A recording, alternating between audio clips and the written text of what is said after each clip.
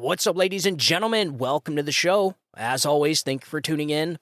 So, big news developing out of Latin America. Yes, that's right, Latin America. Possible interstate conflict that is developing over there. And yes, the United States finds itself in yet another conflict. How is this possible? Well, this is possible when you have a human pandemic called the Biden administration that is probably the worst we've ever seen on foreign policy in this country's history. I certainly seem to think so, and it wasn't just me. It's not just me that says that. Robert Gates warned us about Joe Biden's foreign policy long ago. Robert Gates is the former Secretary of Defense for Barack Obama, came out in his book, made a statement saying Joe Biden has been wrong on every single foreign policy the last 4 decades, and this was even confirmed by an interview he did, I can't remember with who, maybe Face the Nation, and she said, do you want to take back that comment? This was before Joe Biden was president. This was while Joe Biden was running, and he said, no, I don't. No, I stand by that comment. And not only did he stand by that comment, she asked him, do you think he would make a good president? And he essentially said no. He said Joe Biden is too old, and he sucks in foreign policy. So does that make a good president? No, it doesn't. So what Democrats do, they put him on stage and ran his ass and drug his ass across the finish line anyways, so that we could all suffer from his foreign policies. So, you shouldn't be mad at Joe Biden. You should be mad at the people that drug his ass across the finish line. So those people are the media and the Democratic Party, all right? And they're trying to do it again. However, I digress. We find ourselves in not one, but two, but now 3 possible conflicts in less than 3 years. That is a conflict per year, right? I call this administration the human pandemic because the Biden administration is quite like a pandemic. Everywhere it goes, it spreads like a virus. The destruction and misery and mayhem just spreads all over the globe, and this is no different. So we may have an interstate conflict in Latin America, and I got an article from foreignpolicy.com that explains to you exactly what is going on. So the conflict is between Venezuela and Guyana. So Caracas has its sights set on Guyana's vast oil deposits, and President Nicolas Maduro isn't willing to let a little thing like international law get in his way. So this week, Venezuela President Nicolas Maduro took unprecedented steps to establish control over a contested Essequibo region of neighboring Guyana, violating an International Court of Justice ruling. Essequibo, a region in western Guyana, accounts for 2/3 of the country's territory, 16% of its population, and crucially, would give Caracas a claim to offshore oil riches that Guyana recently found and that Venezuela clearly covets. The fact that international arbiters marked the boundary lines well over a century ago won't stop Maduro from claiming land that many Venezuelans have long been told is rightfully theirs. On Sunday, Caracas held a referendum to determine sovereignty over Essequibo, despite the ICJ warning against threatening the status quo. The results, though heavily criticized, showed 95% of voters were in favor of Venezuela annexing the disputed region. With Caracas ordering mass arrests on Wednesday of those who allegedly opposed the annexation, regional forces gathering to defend a small nation, and the U.S. military conducting flight exercises in Guyana in a blatant show of support for Georgetown. Latin America is teetering on the edge of a potential major continental war for the first time in more than 75 years. The Biden administration seems to have a way of doing that, don't it? Unprecedented things, breaking constitutional norms, things we've never seen. A lot of firsts with the Democratic Party and the Biden administration the last 8 years, huh? That's because it's not on accident, folks. It's all on purpose. We say that here all the time. All right, so, who has the legal right to Essequibo? So both nations lay claim to the land, which is a little larger than the U.S. state of Alabama. Venezuela once had possession of it in the 9/10 of the law sense. It was never a legal part of what became modern Venezuela, either before or after its independence. A Paris-based arbitration panel ruled in 1899 that the territory belonged to Guyana. However, Venezuela long argued that the decision should be nullified as the country's government was not present during the talks but rather represented by the United States. Last Friday, the ICJ ordered Maduro not to attempt to change the region's status, just days before Caracas was set to hold its sovereignty referendum. The court did not, however, ban the vote from occurring despite Guyana pressuring the body to do so.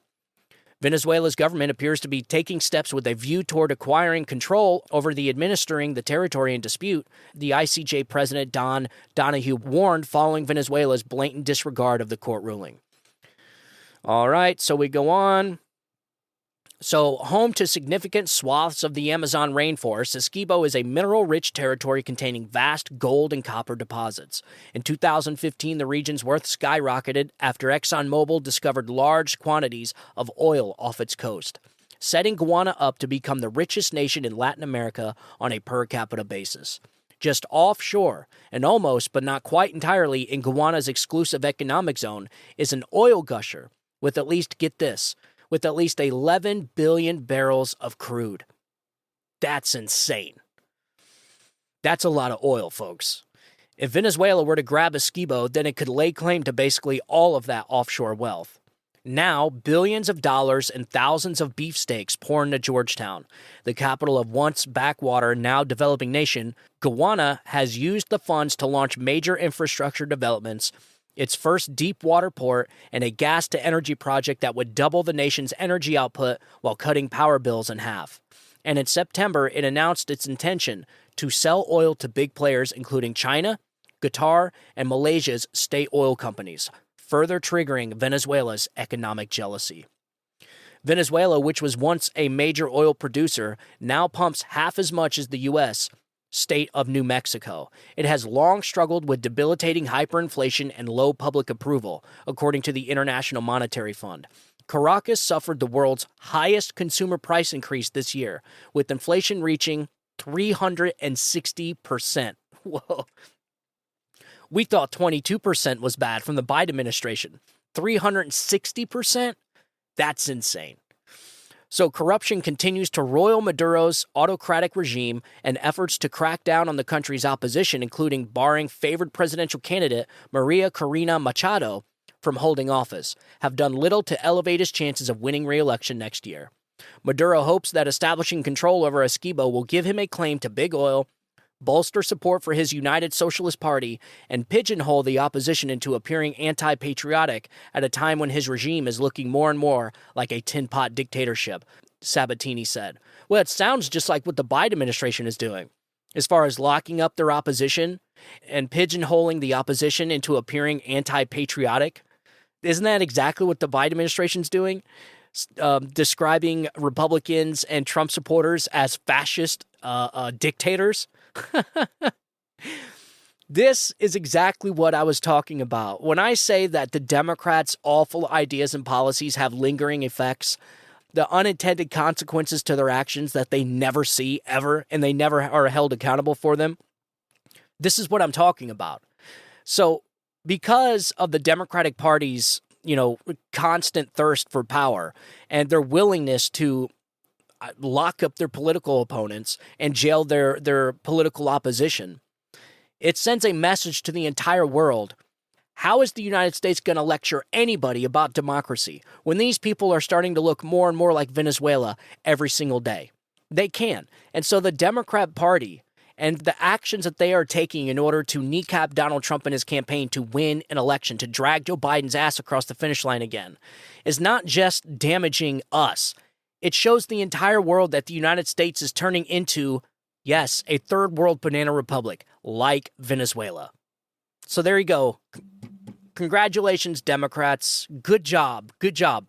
You have officially turned this country into something that's comparable to Venezuela. So what happened with this referendum? So it depends on whom you ask. According to Maduro, millions of Venezuelans took to the polls in the nation's highest election turnout in history, but without evidence to back his claim. Rights groups estimate that only around 2 million people went to the ballot boxes. According to the government, more than 95% of voters approve all 5 questions on the referendum, which called for the creation of a new so-called Guyana Essequibo state, as well as granting its residents Venezuelan citizenship, providing the population with identity cards, incorporating Essequibo onto Venezuela's map, and rejecting the 1899 ruling. So essentially, Maduro, who is a known socialist, he's a dictator is what he is. He rigs elections. He jails his political opposition. And anybody that may be a threat to his campaign, he just jails them or, nullifies their candidacy by removing them from the ballot. Sound familiar? Yes.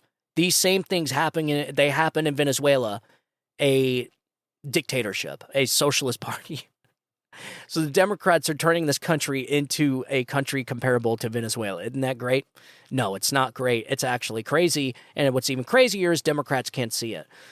So anyways, what he's doing is he was like, look, we're going to have an election. All right, let's have an election. Who thinks we should conquer this neighboring state and take all their oil, but we'll allow them to be citizens of Venezuela? And he comes out of the election saying, oh, yeah, 95% of the people support it. So what are you guys talking about? And when they're like, hey, wait a minute. So you're saying 95% of people support it, but where is your evidence? Where's the polls? Where's all this stuff? And he has nothing to show to back it up. So he's a dictator, folks. It's not who votes, it's who counts the votes. That's who Maduro is. This is why this guy keeps winning elections, man. They've rigged their election system. This is what they do. They do not have a democracy there. Why? Because the people facing 360% inflation are most likely going to vote him out of power. And he knows that. So his number one incentive is to remain in power. And in order to do that, he's going to have to conquer his neighbor's land and steal their crude oil. That's essentially what's happening. So a new era in the fight for Guyana Essequibo has begun, Maduro said in celebration of the results. Now we will recover Venezuela's historical rights. So he essentially had a fake election to justify him trying to conquer this land.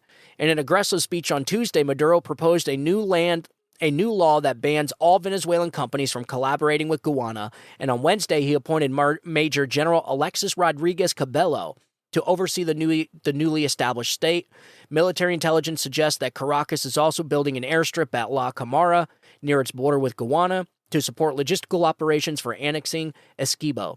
And Maduro has threatened foreign firms, including ExxonMobil, from working with the Guyanese government. So this guy's going in. He wants this land. And so what happens? You're going to see a conflict in Latin America. One thing, Venezuela has more oil reserves than any country on earth. What's it need more for? Especially since Venezuela has enough trouble getting its own oil out of the ground as is, wading into tricky offshore drilling that requires technological expertise, good management, and plentiful capital, none of which has been on display in Caracas for years. If anything, Maduro hopes that redressing a century-old wrong with oil to boot will boost public confidence in his increasingly unpopular administration. But the probability of that making a large dent in polling for next year's election is unlikely. So how is the rest of the region responding? Guyana immediately placed its own defense forces on high alert and called on the UN, Security Council, and ICJ to make immediate action to bar Venezuela from further encroaching on its soil. Brazil's defense ministry intensified its defense actions and boosted its military presence near the disputed border. And the U.S. Southern Command conducted military exercises in Guyana on Thursday to demonstrate its strong bilateral commitments to Georgetown. Interstate war would be suicidal for Maduro's political ambitions, a Venezuela energy expert said, speaking on condition of anonymity for fear of government retaliation. Sounds like kind of the stuff that's happening here. Retaliation for whistleblowers. My God, Democrats are turning this place into a Venezuela. So Maduro might be emboldened by the fact that the conflict in Ukraine and the conflict in the Middle East makes it harder for the U.S. to have another front or potential conflict in the region, the expert added. And so people read this as a dangerous situation because it opens up Maduro's perception that he might get away with doing something. So in other words, Joe Biden's foreign policy has got us into not one, but 3 conflicts because of his weakness. His foreign policies suck. Robert Gates was right. He is wrong on every single foreign policy he's ever been behind. He's wrong. You would be a successful foreign policy advisor if you just found out what Joe Biden would do and then do the opposite. And so because of Joe Biden's weakness in Afghanistan, his weakness in the Russia-Ukraine invasion, and now his foreign policy disasters in the Israel-Hamas war, All these other countries can smell the weakness. They see Joe Biden as a weak-ass, old, corrupt grandpa that doesn't know what he's doing because he can't find his way off a stage. And so all these countries are seeing a window of opportunity. It's exactly what you don't want. It's bad enough Joe Biden is a disaster for this country. It's even worse when he's a disaster for the entire globe, right? Everybody knows that Russia would not have invaded Ukraine if Donald Trump was president. Everybody knows Hamas probably would have been eviscerated on the second day of the savage attacks on Israel, right? So we wouldn't be in a Israel-Hamas war. And everybody knows that that disaster, the Afghanistan withdrawal that Joe Biden, specifically Joe Biden, caused by ignoring his military advisors and pulling out of Afghanistan for a optic so that he can get behind a podium and tell the country that he's the one that pulled out of war on the anniversary of 9/11. That's why he did it. Everybody knows it. Mark Milley admitted it. It was a bad idea. And it was done all because Joe Biden rejected the advice from his military advisors. And there you go. Joe Biden is consistently wrong on foreign policy, and it is because of his weakness, it is because of his cluelessness and his fecklessness. Other countries see a window of opportunity, and they're going to take it. I'm actually surprised that China has not invaded Taiwan yet. So because Maduro knows that Joe Biden has got this country involved in different conflicts, and we're so involved in Russia, we're so involved in the Ukraine-Russia conflict, we're involved in the Israel-Hamas conflict, they think we're not going to have the money or the resources to help Guyana if Maduro invaded and conquered Guyana for its oil. And he may be right. If I was Maduro and I was trying to conquer land and I seen somebody like Joe Biden as the president, I would probably do the same thing. And in fact, like I said, I am so surprised China has not invaded Taiwan. Knock on wood. It's not something I support. I don't want to see any of this stuff. But the fact remains that if Donald Trump was president, none of this stuff would be happening. The Biden administration is starting fires all across the globe. Generational damage. There's no way you could be this bad on accident. There's just no way. Even a broken clock is right twice a day, man. All this stuff is purposeful. Joe Biden is a puppet. The guy is clearly not running this country, right? There's no freaking way. And you know what? Honestly, the only thing I think Joe Biden overseen was the Afghanistan withdrawal.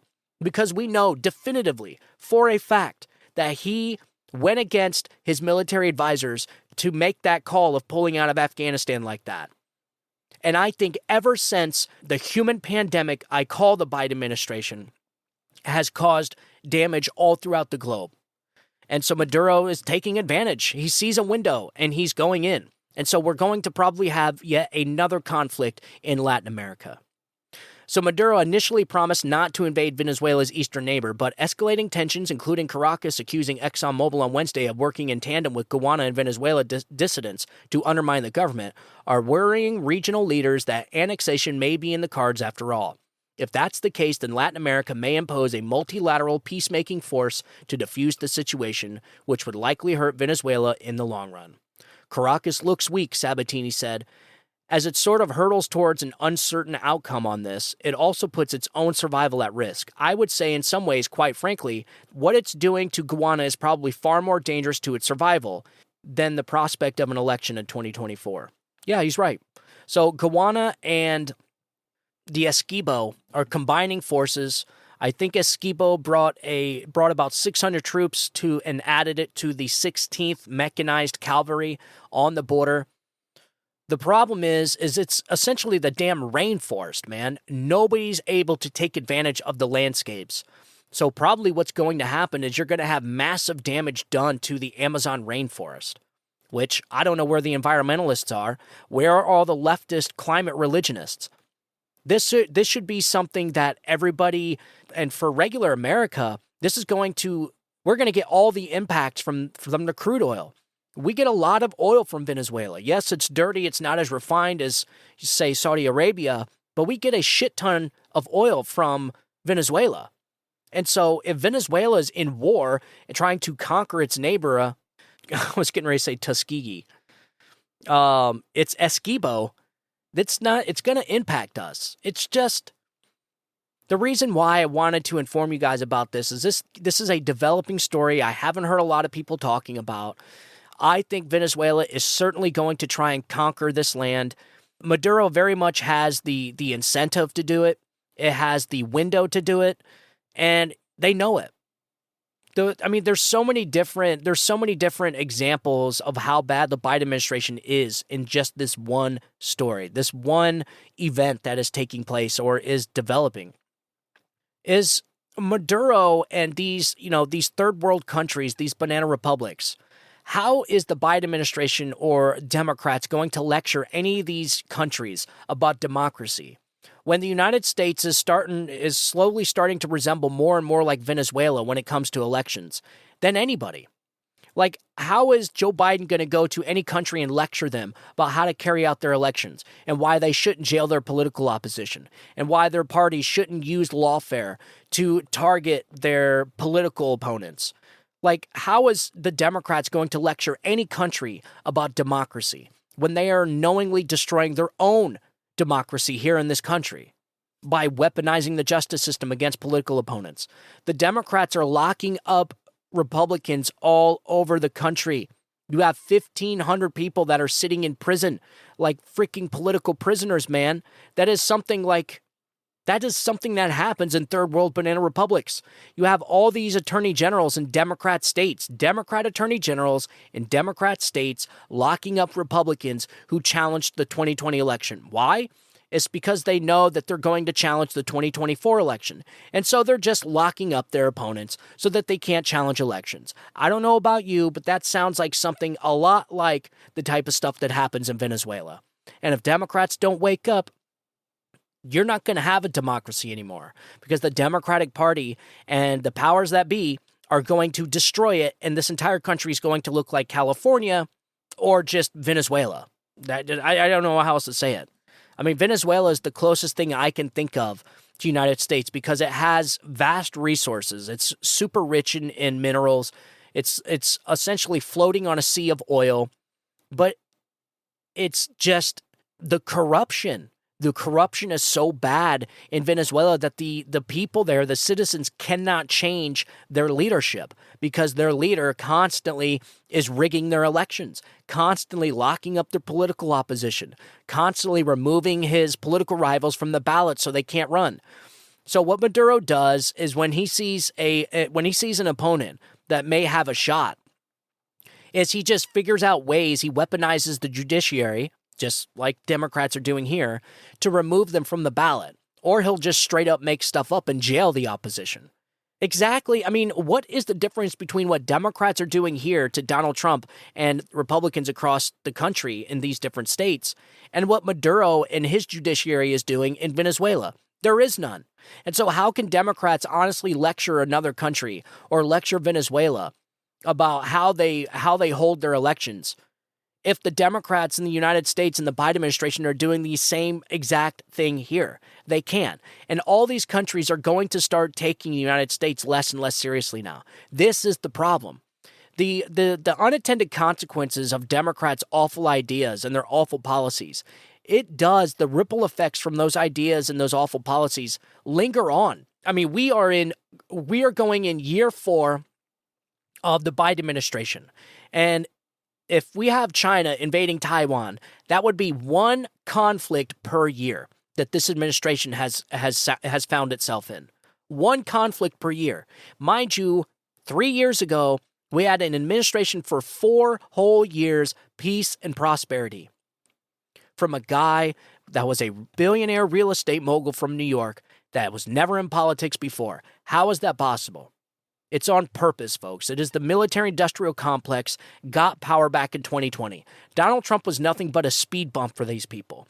Hillary Clinton was supposed to win that election. They caught the system off guard, and now the system came back roaring in 2020 and made sure that they were getting Joe Biden's ass across that finish line. And they're going to try and do it again. So, all right, ladies and gentlemen, I just wanted to get on here and give you a heads up about what's happening in Latin America. Could there be another conflict popping off in the Amazon jungle over oil? Most likely, yes, because the Maduro has way too many incentives to not go through with conquering this land and annexing it. So we'll see what happens. And honestly, I don't know if the Guyana military is big enough to fend off Venezuela. I don't know.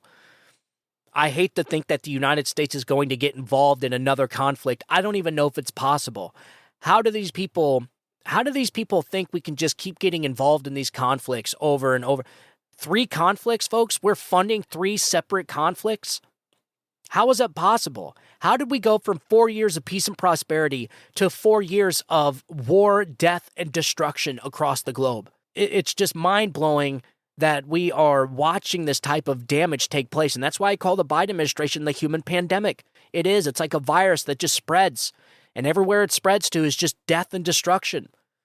And so now you know what's going to be happening in Latin America in the coming weeks and months. This is going to be a topic on the mainstream media. I'm sure other outlets are going to be talking about it this week, maybe even next week. And you're already going to know what's going on. ExxonMobil, these places found essentially an entire sea of crude oil under Guyana, Essequibo, 11 billion barrels of oil. That's insane. And so that's a lot of money. Whichever country ends up getting those 11 billion barrels of oil is going to be a very wealthy nation. And so, look, Maduro has all the incentive to go through with this conflict. I just don't see how he wouldn't do it. So we'll see. I certainly hope not. No, I don't like war. I just don't like people dying. I don't really care about which side is who. I don't care. I just don't like to see people die over oil. You know what I mean? It's just, you would think Venezuela would try and work something out with Guyana, saying, hey, we'll let you keep the land, we'll let you drill, we'll let you keep all the economic profits. We just want like a certain percentage. Or you got to give us some type of break on the taxes, or you got to something. Hopefully there's some type of talk or negotiation here, and it doesn't lead straight into war. But it's certainly starting to look that way when you have Essequibo and the Guyana military forces lining up on the borders, preparing for defense. So I don't know what's going to happen.